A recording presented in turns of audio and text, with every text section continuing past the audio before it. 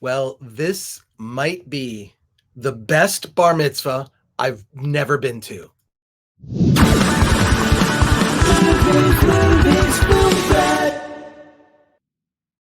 Welcome to the Film Threat Podcast. I am Chris Gore, and I have seen what I believe to be is the best comedy ever in years. And this includes movies coming to streaming or big studios. This comedy is, and feel free to use this in the marketing, the must-see comedy of 2021.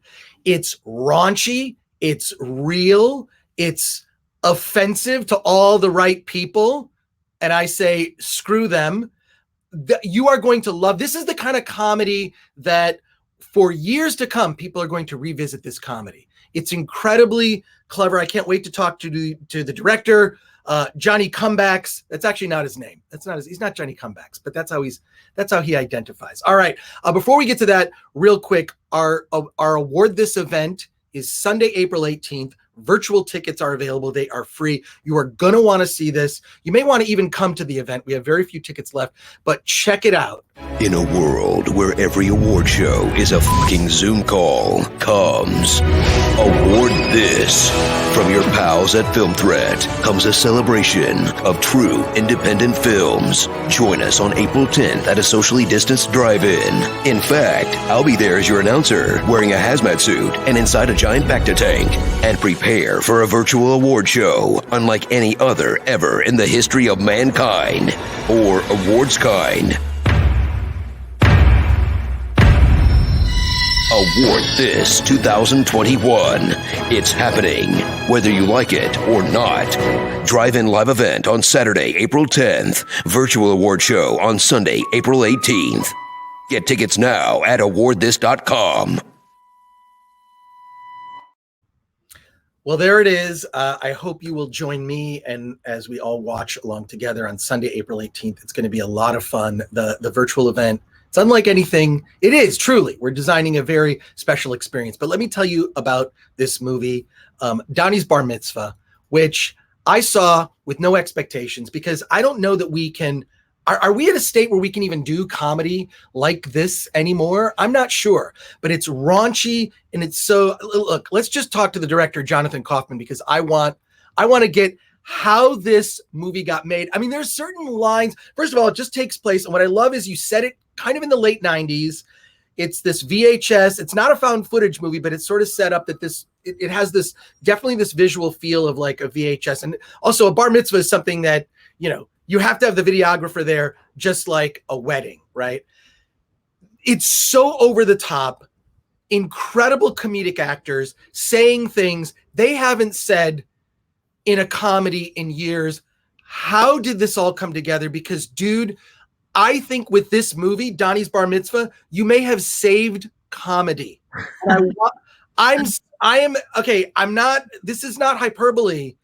And other people at Film Threat watched this movie, and initially I was just like, I don't know if I have time, whatever. They're like, you need to watch this. This is the best comedy I've seen. We were all talking about it at Film Threat when this film came in. And I know it got a great review. How did this come together? How did you, especially we live in such this sensitive time now, this hypersensitive time where we can't make jokes about this and we can't make jokes about that. You made jokes about everything you should not make a joke about, and it's fucking funny. Please tell me how this all came together. First of all, thank you. Thank you so much. I really appreciate the amazing words that you had to say. I'm actually putting together a video right now. It's like of all the different reviews, just kind of like in this very, very satirical, uplifting piano type way. And I've been taking a lot of the lines that you put in your Film Threat review because they were amazing. So I really appreciate the praise. In terms of how this all came together, it's similar to you. Like, I was very tired and sick of just like comedies not hitting as hard as they used to. Like, I remember going to the theaters and just like loving to go to comedies. Obviously, we all loved our dramatics or actions, but like, I went to the theater for comedies. I loved laughing with a large audience. I feel like I haven't had a good laugh in a theater in years, you know? And it's crazy they say shows like The Office would never get made today, which is so disheartening because The Office is amazing and the humor in it is amazing and people are still watching all the episodes and laughing.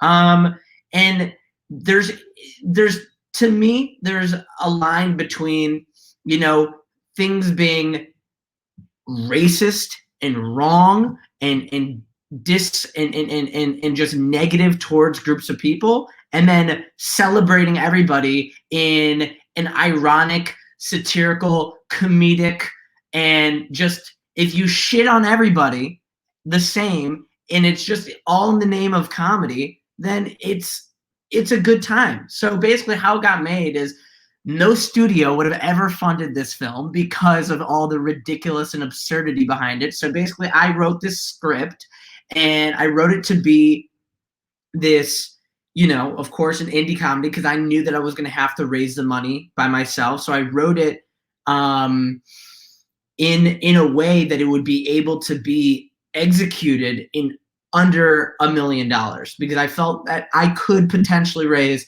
under $1 million to make this. So I thought of the idea, hey, what if I did it all from the perspective of the videographer? So it's like very mockumentary so that I can save on costs. I can have it be a little bit more grungy. I can have 2 cameras going at the same time. I can have less production days. So I basically wrote a script around that idea. And also the idea that like a lot of comedies, a lot of indie movies, as you know, like literally thousands of movies are made a year and majority of them are indie. And large majority of them get just swept under the rug. Nobody hears about it. They get released.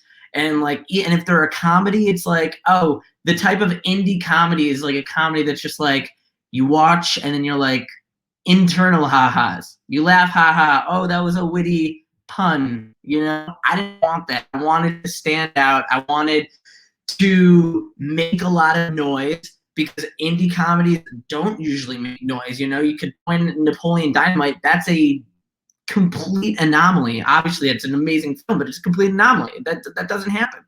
So I try to do something a bit different, you know? Well, that's like one of the great moments is there's like these gifts for everyone at the bar mitzvah and it ends up getting screwed up and it's so perfect. Like there is no subject that you leave like untouched. Like, and it's, I mean, this is why I think, I mean, I really think that unfortunately wokeness has kind of killed comedy. Let's be honest about it. Right. Like we cannot, and I don't trust anyone that can't laugh at themselves. If you can't laugh at yourself, I feel like it's like, well, then you take yourself too seriously. And I think that that's why, you know, I think this era, it's been such a struggle for comedy to kind of find, I mean, I look at like, I used to love SNL to me was like an event. It's like, I mean, I would record it and watch it the next day, not necessarily be there, but I don't know. SNL is not even as funny. It's like, they care more about like pushing, you know, agenda or whatever over just being funny and being able to laugh at themselves. And it's, I don't know, you just knocked it out of the park with this thing. What I'm concerned about if you've run into any pushback yet, I mean, people are just beginning to see the movie. And I think this is why also like when, you know, movie theaters kind of shut down, they started playing older films and they've done really well, right? Like older films from the 80s, it's like, oh yeah, this is when we didn't give a shit so much about, you know, we were just thinking about the audience and the customer rather than like, I don't know. I think that you did, but like, have you run into any resistance? Have you run into any feedback, or are there reviewers that are kind of, you know, criticizing the film and going, you can't say that? And I don't think you should ever say you can't say that in comedy. There should be no limits or restrictions. I mean, I've definitely run into some obviously negative reviews, rightfully so. I mean, it is a polarizing film. I don't expect everybody to like this film. And I mean, even before production, I had a bunch of additional, even crazier jokes written into the script and like dark. I mean, if you would see V1 of the script, oh boy. And a lot of.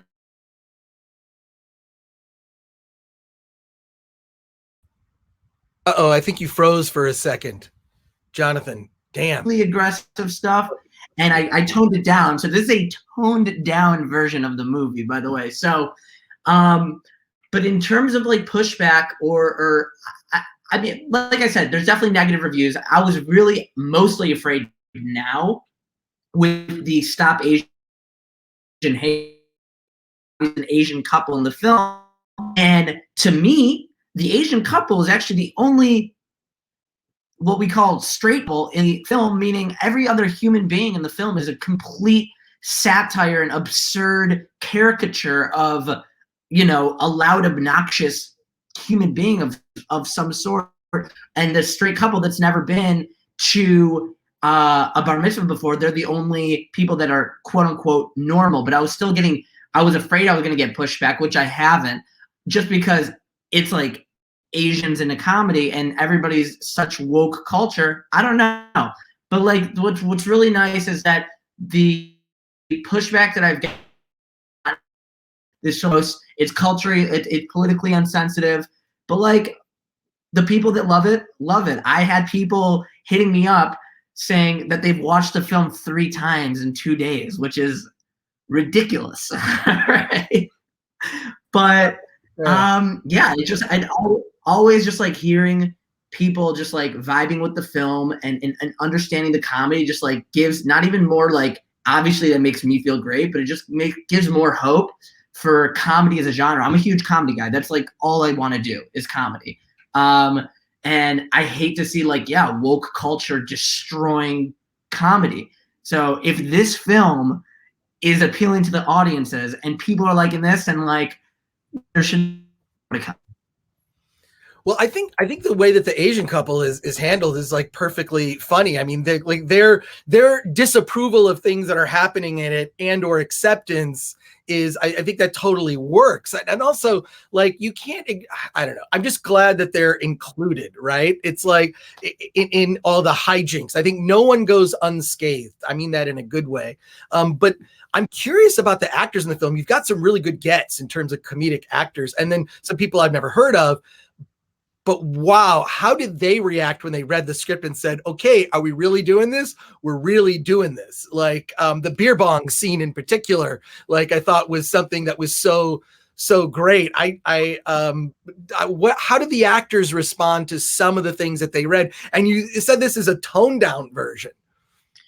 Yeah, so the script was the script. So everything, the actors knew more or less what they were getting into because they read the script. It's not like I invented whole scenes.